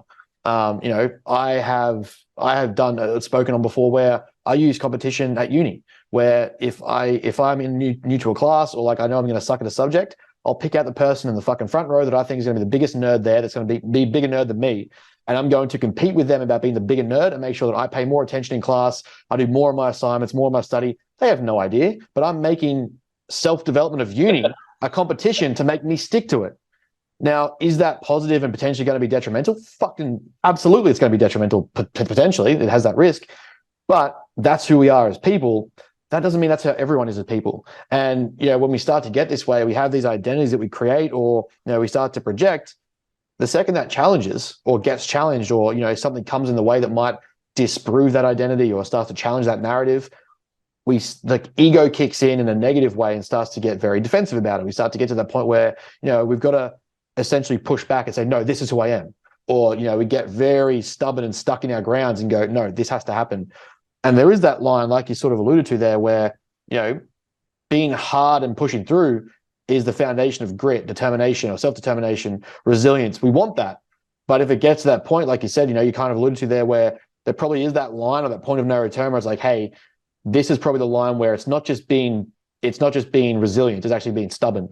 And it's probably my best interest as a person to pull back on this and kind of reassess. And that shows even character, I think, in retrospect, for you to be able to do that, because I think it leads to something in the future that you probably won't do again. And we'll know the difference between being absolutely obsessed and fixated and pushing the boundary versus pushing the absolute limit where you're redlining the car for 6-12 months. I think a lot of people struggle with that and they don't quite comprehend that, and they think there's two spectrums here, there's two sides here of the coin. There's the people who hear, oh, things are going to be hard, so I'll pull out. No, hard is good. We want hard. It's when stuff gets to that obsessive stubbornness where we're too in the trench to realize and take an eagle-eye view, a third-party view, and globally zoom out and go, for the rest of my life, is this the logical choice? Am I able to look back on this or zoom out on this and go, do I want to do this now that potentially may cost me bodybuilding in the future? Because, like you said, as we've said to many clients, there's always going to be another show. There's always going to be another season. There's always going to be another thing to do. Is it more sensible here for me to pull out and go, it's just not, I'm not in a good position to reassess and then go, like, I'd rather get healthier here and attack it in a better spot in 12 months' time? I think a lot of people struggle with that because, as you kind of said there, and the point I'm trying to make is that our narrative or identity, social identity, who we are as a person, gets so intertwined with the thing and not as us as individuals that we're like, no, I have to finish this off. Otherwise, people won't know who I am, or I won't know who I am. And I think that's a really big challenge there, that I think you won't make that, not a mistake, because it's not a mistake at the time. We're in that mindset that that's what, like, we're finishing this. And that's who we are as people. So it's not wrong. But now, in that sense of retrospect, you're going to be able to look back at that and go, I can take way more accountability and ownership here and go, in the future, I'm probably not going to make that mistake. And the powerful benefit to it, I think, is going to be how you approach that with your clients too, as well. You're going to be more conscious of being open to them or having them be transparent with you or tell you when things are going wrong, that, you're not going to make that same mistake for your clients. Or at least you're going to be more incentivizing for them to say, hey, reach out, like, is shit going okay? Are you, we're prepping, but are you good? Because, we don't want to be that coach that goes, I'm not saying that was Dean, but you don't want to be that coach where it's like, no, fuck everything else, we nail it. Like, that just has to happen. I think this experience, as shit as it was for you, and, the trouble that we went through, is going to make you a better bodybuilder, and B, a better coach. Yeah. So I think, 100%. So it definitely, obviously after that show, definitely took me a good while. Like, I was, at the end of the show, like, my whole identity of like who I was as a person, I didn't realize actually how much of my identity was actually wrapped up in bodybuilding. Until that moment. And then, like, to have that just completely shattered. I know a lot of people may resonate with this. A lot of people may be like, oh, fuck, it's just one show, whatever. Like, but for me, it was like, it was more than that. It was because I'd always come from like that sort of winning mentality, winning cost sort of mentality. Then, because I didn't feel like a winner, Yep. with the look that I presented on stage, I just felt so empty and just so like just disappointed in myself. Yep. Like, I feel like I'd let everybody down. Like I said, like it was just not a good place to be. And then, like, probably for the next 6 months post that, I know that when obviously you come up to visit me, like, I was still dealing with the anxiety of that. And it wasn't until like sort of this last 6 months where I genuinely started to make some really good strides and, like, got myself back into a good place. But I think that there was probably more growth happened there, as shit as it was, within that last like 6 month period, than there was in the 6 years prior to that. In terms of mental growth, like, although, like, you often talk about like mental tenacity and being able to like stick to something or whatever. Like, I've always never had an issue with that. Like, I've always been able to follow the plan through. I've always been able to, whatever it is I've done, I've always followed it through to the completion. Whether it's a bodybuilding prep, whether it's a degree, whether it's whatever it is, I've always followed it through to the completion. But yeah, I think that the amount of growth that I went through over that sort of 6 month period, especially when your whole identity just gets shattered to pieces right in front of you. And then, like, yeah, like I was literally in a way that I was just like, I, and I know that this is not like in any way, like I know that people don't always think this way, but like I was literally ashamed to show my face, like in the gym, Mm-hmm. um, like to go back into one gym and like, you know, have to sort of like see Mike and see like fucking the rest of the crew there. Like I just felt ashamed. I felt ashamed in the way that I looked. I felt ashamed in everything. And in hindsight, yeah, look, it's a fucking bodybuilding show, but yeah, like it just in that moment, it just felt like everything to me, Yeah. and it literally just felt like yeah, like nothing I've ever experienced before. It was definitely something that I yeah had a lot of sort of work to sort of deal with, and I'm assuming that we'll obviously go through the whole sort of you know stoic philosophy and stuff like that too. And I generally found something like that at the right time. I Yeah. think when it was sort of I feel like you know you're not really open to those ideas Yeah. until you're in the right time for them. Mm-hmm. And yeah, that was pretty much yeah. After I was sort of trying to put myself all back together, I know it sounds fucking you know probably a bit more dramatic than what it is, but in my head, like it felt like I had lost a lot, you know. No, see, Um, I don't think it's not a big deal. I don't think it's small. And I know, like to most people, like you said, yeah, they're going to hear that. But I think if we put it into the comparison of whatever thing that people are absolutely interested in, this is a world to us. This is like how we not how we live, but is what we love to do. It's everything that we are as people summarized in an action or activity. Like when I say purpose, intensity, consistency, it's not just for bodybuilding clients. It's because I genuinely believe they're the key pillars to success in life. When you do those three things at everything you do, if you have those three things, you generally succeed. And bodybuilding is a uh, genuine presentation of that over a long period of time. And to sort of say like, you know, it doesn't sound like a big deal, people really don't understand what it's like to have an identity challenged or to have a thing that they are almost like their world ripped out from under them until it happens. And unfortunately, a lot of people go through life where they don't have higher, hard, borderline impossible goals that are beyond the realm of normal or acceptable or, you know, genuinely intense. A lot of the time it's just simply like, you know, get the house, get the wife, buy a dog, fucking work 40 years, live happily ever after. Though they don't actually live happily ever after. We know that that's the pretty standard fucking Disneyfication of life and how the white picket fence story is supposed to go. So for people, they don't have that identity as who they are. I was lucky, and I wouldn't change a thing, but quite unlucky in that what happened to me when I had my car accident was that first identity that I lost was me as a rugby league player. I lost my entire world till the age of like I basically mapped out my life until 30 because that was the average age of retirement from an NRL player. And I was like, okay, life changes at 30. Like the first 30 of my life is this, and that's it. And I have no idea what goes on after that because this is where the most average person in rugby league plays. Car accident happens at 21. I lost everything: career, job, fucking partner, my sport, my identity as a person. I am a rugby league player who also was a chippy. I am a rugby league player who had a girlfriend. I'm a rugby league player who, you know, my social narrative was to present myself as everything I do is towards getting better at rugby league. And when that was taken away, it was such a huge hit to me that I literally was like, I was diagnosed twice with depression. I was, you know, went through all these things. And it's not in the sense of like, you know, pity me because I had a car accident. That I don't give a fuck about that. I fixed that. Well, I fixed that. I worked through it. But it was more so the mental loss of identity and the struggle to know who the fuck I was after this. And that I think is something that a lot of people don't actually go through. And especially this early in life, like that, it might be, you know, you get to 40, 50 and we start to see the male midlife crisis kick in. It's like, well, you know, I used to be this jacked sports athlete when I was in high school and bang the hot chick. And now I'm fat and my wife's fat and, you know, life's miserable and I'm just repeating the same job that I don't like. You start to get a bit of a challenge there, but this early for us at such a young age, it doesn't really happen all that often. And nor are people willing to explore it and understand it. And I think that's kind of what you've gone through here is that, and it's not a bad way, you're an athlete who identifies entirely with the passion and love of what he does.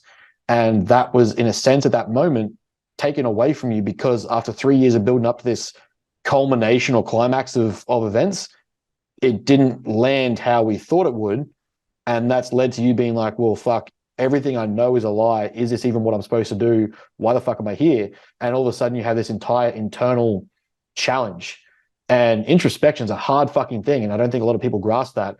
When you sort of and I'm not saying, you personally having to dig you right now, but when you sort of say in that sense, like, it's a small thing, it's a small thing to the external when you've got, a physical injury, you can see like a broken leg. To people that don't understand this shit, yeah, broken leg's harder because you can see you got to fix a broken leg.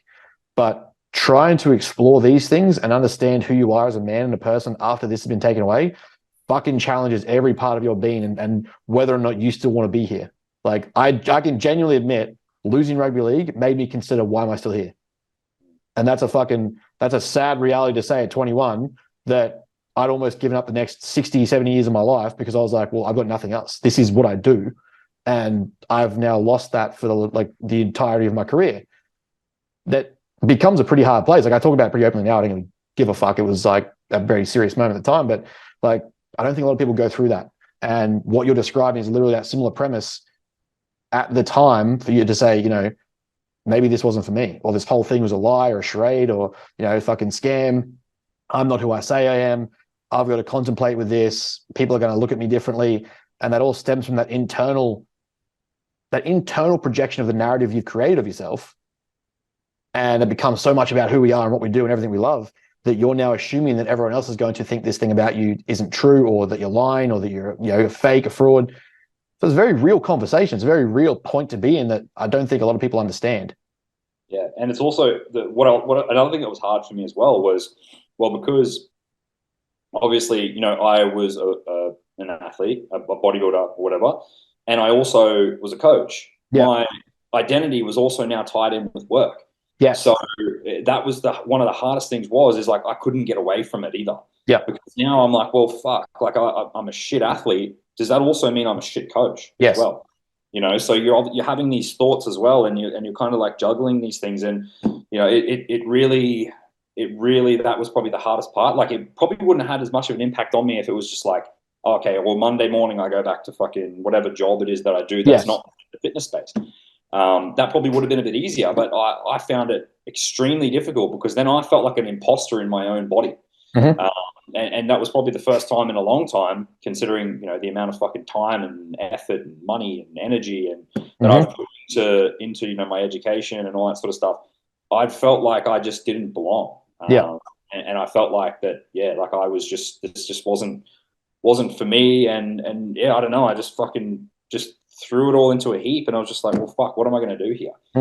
So, I took like, I would say I've been sort of out of the bodybuilding space for probably a year. And when I say out of it, I mean sort of like not really following along on what's been happening or, anything like that. I still obviously talk to some of my friends like yourself that are within the industry as well, pretty regularly. So, but yeah, like I just needed some time away to sort of get myself together, obviously, refocus myself, continue to push towards something.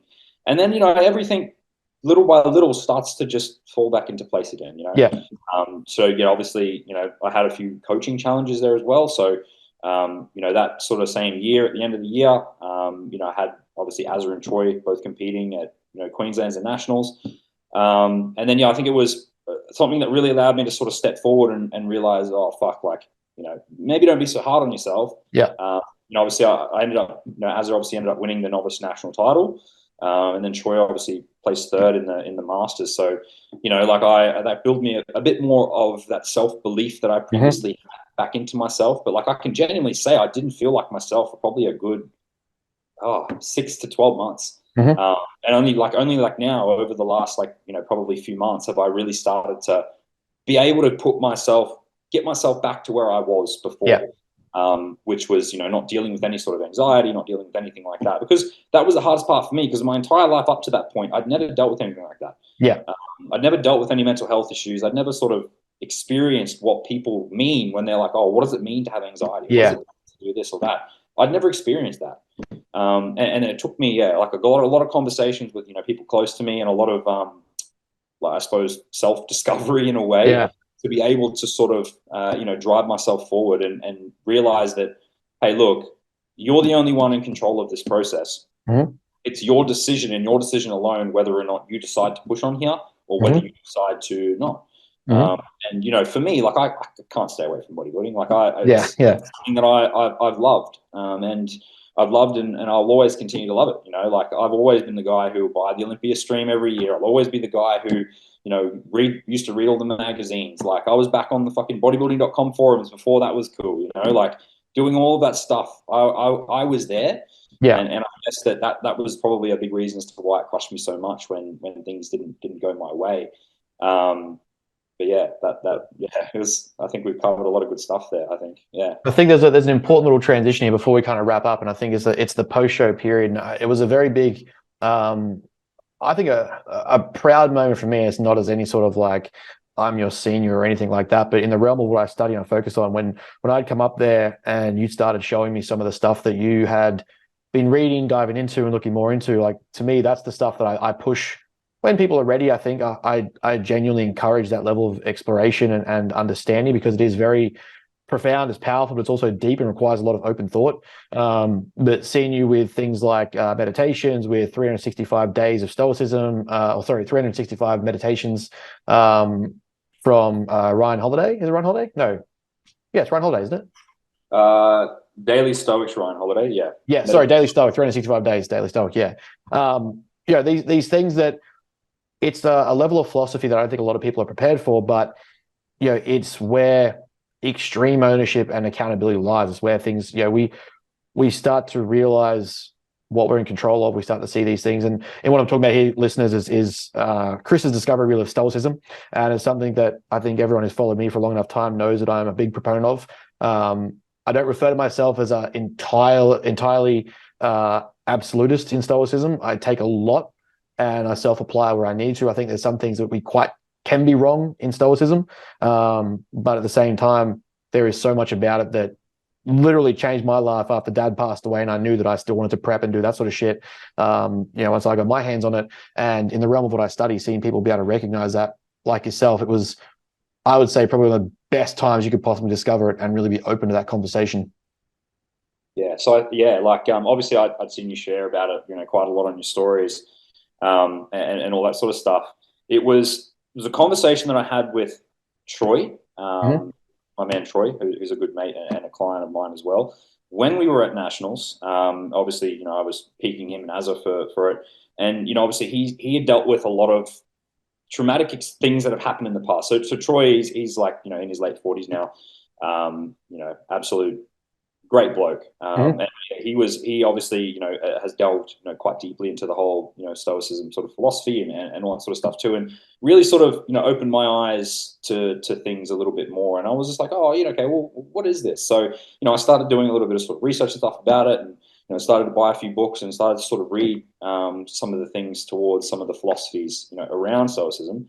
And to a lot of people, like, I feel like until you're ready for it, it's not going to be something that you will read and be like, oh, you won't have that sort of aha moment. I think obviously the whole general premise of being stoic in any sort of situation is that, like, it teaches you a way to sort of deal with your own emotions towards certain situations and be comfortable with things, no matter what the outcome.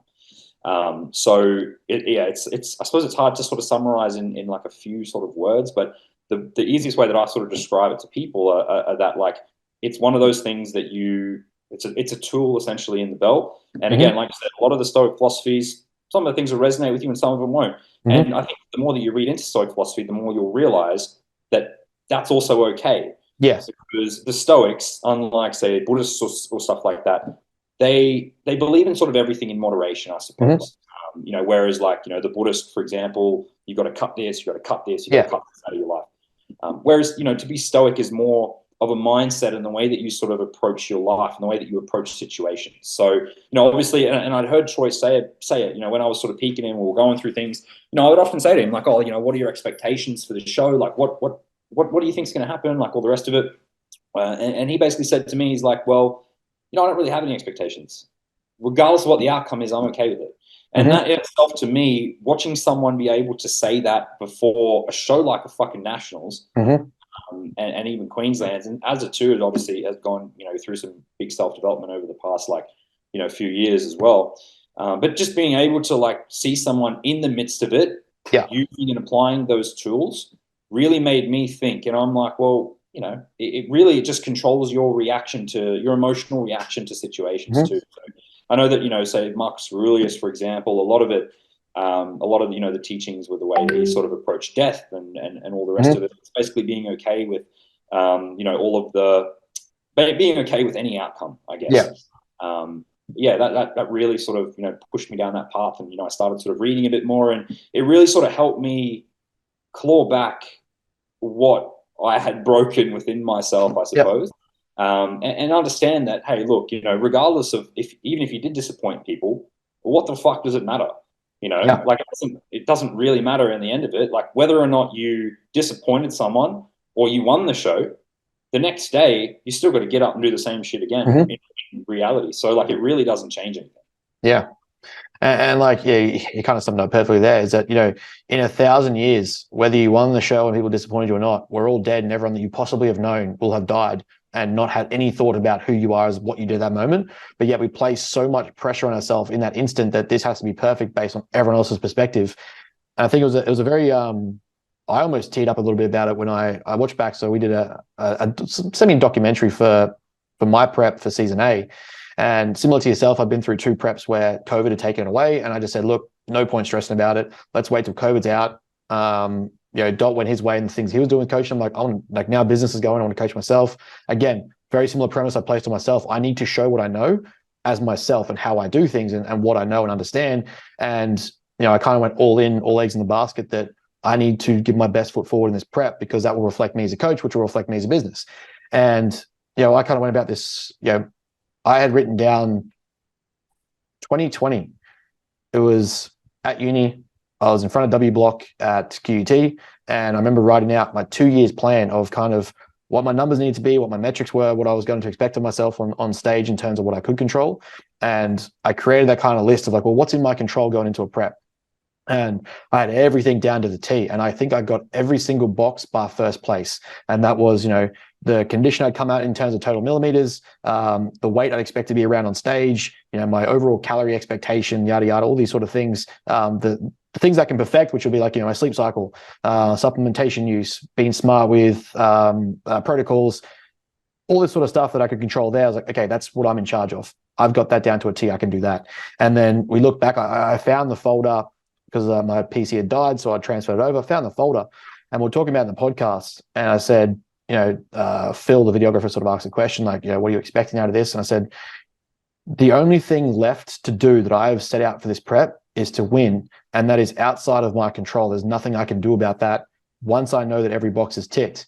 And I think that there's a point in time where I used to get insecurity or anxiety around games or playing if I hadn't trained properly, because I know there was stuff left in the tank that I could have given. And as long as I got to that point in time where I know there was literally nothing left to produce or to put in, that there was no point being worked up about the result, because I couldn't change it. So there's nothing left to do. And then, seeing cuts to me getting my fucking medal, and then making call outs for the under 90s, which was great. That was fucking awesome. But it was like, to me, it was a profound moment, because I got to see everyone in the stage. Like our team was like, I could see from, middle of the stage that where the team was in the audience, and I could hear them clapping and cheering and supporting, all that sort of shit. And that was, to me, more of the profound moment. I'm like, I'm proud of this, because I know that out there in that audience there's a team of people I'm creating, but there was nothing left for me to do. So had I've got last or first or 30th, and even getting sixth, I think it was in state callouts, like I'm okay with that. And then from there, like a few people sort of said like, oh, you've got pressure on yourself now to do well at nationals. I was like, I honestly don't. I know that for under 90s, I got my ass kicked. I'm nowhere near big enough to do under 90s, because I'm too tall and I look thinner compared to them. And from there, nationals is I just dug in, do my job, whatever I can do at nationals, and whatever happens, happens. End up with a little bit of gastro, like show morning, I couldn't stop shitting. It was just fluid, it was gassy, kept flattening out and pissing out all the fluid. And the more I tried to fill out, the softer I got. So I'm like, I still did I think it was 4th at nationals at novice. I'm like, great. There's nothing I can do more than that, other than already know the season's a win, because I got a gold. But like looking back on the grand scheme of it, in the way that I'd applied that Stoic philosophy, is that every box in my control was ticked, and I know that, and there was nothing left in my tank to give. So in the sense that not winning a pro card, I just wasn't ready. That's fine. That to me is like, well, I can't control that. other than a matter of time and consistent effort. So, I think for me that was such a big, honest reflection of how stoicism changed my life. Because the first season I was fucking pissed. I was like, I looked terrible. I was small. I was, all this work I put in, I was nowhere near big enough. All this work I do, and then to get to this season where I'm like, even with a medal, it was novice. You know, I got to that point where I recognized like this is just a stepping stone to the road of continued progression. And, that to me was such a show of mental growth that I was pumped about, obviously, but similar to kind of what you talk about there with Troy, and it's going to be something I think you continue to develop and we'll start to see is all these notches and these checkpoints and these criterias. As long as you know that, as a coach, you've ticked every box with your client, as a person, you've ticked every box on stage when you do it, when you compete again, you'll start to see, and I think I wish every athlete could have this, is that when we look at goal setting, there is process, performance, and outcome. You can control the process every single day. You can control your performances in the gym. You can't control outcomes outside of your control. So having that dichotomy, it's what Epictetus refers to as a dichotomy of life. What am I in control of? What am I not in control of? Place energy and effort into the things I can control, let go of emotion attached to things I'm not in control of.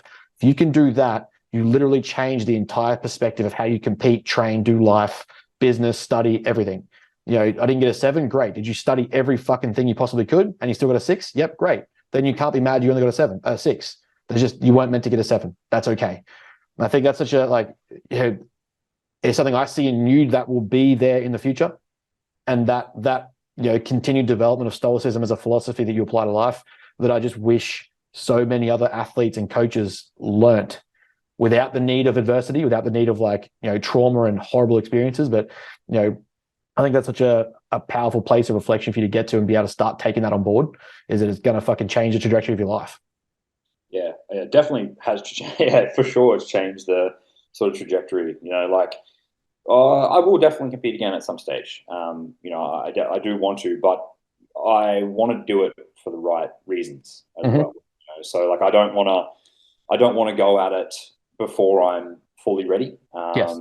I'm definitely under no illusions. That I need to be bigger. I need to obviously fill the weight cap before I decide to compete again. There's literally 0 point until I've filled my weight cap. So that means that and until I think, like you said before, knowing that I've done everything that I possibly can, applying that obviously to competing in bodybuilding for me in this off season, this improvement phase, means until I can come back and I'm going to be standing on stage in condition at about 92 or 93 kilos, which will be my weight cap for my height, there is 0 point me even toying with the idea of getting back on stage until I'm in that position. Because that to me tells me that I've done everything I can. If I am as big as I could be in the weight class, as shredded as I could possibly be, and then I still lose on the day, is what it is. Yeah. That tells me I've done everything that I possibly could. I went through the improvement phase. I did everything that I could possibly do. I added the tissue in the right places to improve my overall symmetry, flow, whatever it may be. If I can do all of those things, then I will come back to the stage and compete. If that doesn't take place, then I'm also okay with that. Yeah. Because, ultimately the reason that I wanted to progress down the pathway of sort of dietetics as well is just to sort of be able to be in a position to have a different role if I wanted in the future. Yep. I think that being able to, I've obviously been coaching now for a long time. I do want to, I'm not sure what capacity I want to continue to sort of work in if I go down the dietetics role, or where that will lead me, or whatever it may be within the future. But I want to have a different role if I have access to it. And obviously I enjoy the topic and I enjoy learning about it. So I enjoy being able to sort of, change people's lives through nutritional intervention and all that sort of jazz, behavior change, all that sort of stuff. So yeah, where that sort of leads me into the future, I'm not entirely sure, but I'm definitely, I think I've finally become at peace with everything that happened over that sort of last year. And, unfortunately for yourself to progress up, you probably need to be obliterated into a million pieces and have to fucking pick up the pieces before you can move forward again. So I didn't really talk to a lot of people about, everything that I was sort of going through. I spoke to a few mates that I'm close with about it. And I basically didn't say a word. Obviously after I stopped doing the Bros podcast, obviously because I was, dealing with various things, and, just had to get work done, and we're obviously moving and all that sort of stuff. Yeah, and I just feel like it was just something that I had to do in order to sort of fucking build myself back up again. And I think that regardless of whether or not, even if I do compete again, and even if it is a loss, it really doesn't matter to me as much now as it did the first time. So I've already gone through that experience before. Yeah. So it really doesn't matter. Like at the end of the day, and I was laughing about this with Emily the other day, yesterday actually, and we saw like a photo, and it's good that I can actually look back and laugh at it now, because ultimately, like, I couldn't have looked worse when you think about it, given the circumstances and the situation, everything that I was dealing with. So, what I don't want is, I don't want, people to think that, oh, fuck, like I'm making excuses, blah, blah, blah, blah, blah, all the rest of it. At the end of the day, think what you will. It is what it is. Yeah. I will be back at some stage. I will be back on stage, and, hopefully I can produce something that I can be proud of the next time that I step on stage. And, if I tick all the boxes and I do all the work, which I always do, that is something that I will always do, and is within my control to improve. So, and if it's meant to be my day, it will be. Yeah, I mean, that final sentence, or I guess that final point there, is basically embodying the tenets of stoicism as you've learnt it. Temperance, wisdom, justice, morality, like in the sense of looking at, you learning a different role, in the sense that you want to continue to improve people's lives and do morally good things. And that morality of judgment comes from you deciding what that is. Doing, justice in the sense of, doing right by people, doing right by yourself, giving yourself the best chance to put your foot forward. And then from there, you're taking accountability and ownership and controlling the things that you can control, and not placing the pressure or the expectation on others to do the work for you. And I think that's a powerful point to end on, is that, yeah, you got put through the paces and went through that shit, but the ownership and accountability of, say, stoicism, is that it's up to you then to decide, do I stay here and borderline bitch it and let it kick my ass and be defeated by it and play the victim for the rest of my life? Because that's very possible. People have done that with less situations. Do I stay here and play that role, or do I take ownership at rebuilding who I am and finding out further who I am as a person? Because there's nothing more self-developing than, well, Peterson puts it, the only way to get to heaven is to go through hell. And a lot of people, unfortunately, get through hell and go, well, I'm suffering, I may as well just stay here. If you stay in hell, you're literally in hell. So why not continue forward, and eventually you get to paradise, and you get to that sense of peace and that sense of growth and development, and continue to push yourself harder. There's no better way to do it. So unfortunately, people don't like to go through the fire. And from here, you've now been through it, and that just opens up the world to what you do next. Yeah, I was basically living like the world owed me something.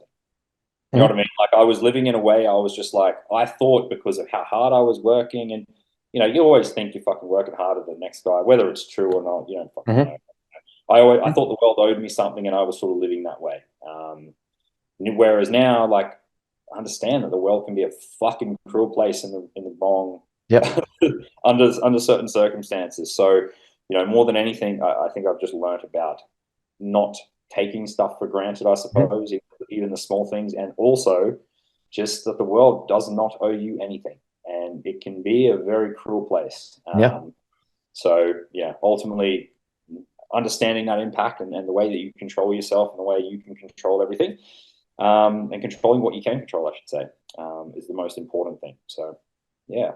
Mate, I think it's a powerful point to wrap up the chat. Otherwise, we'll keep talking for 4 fucking hours, and we've both got check-ins to do and check on clients.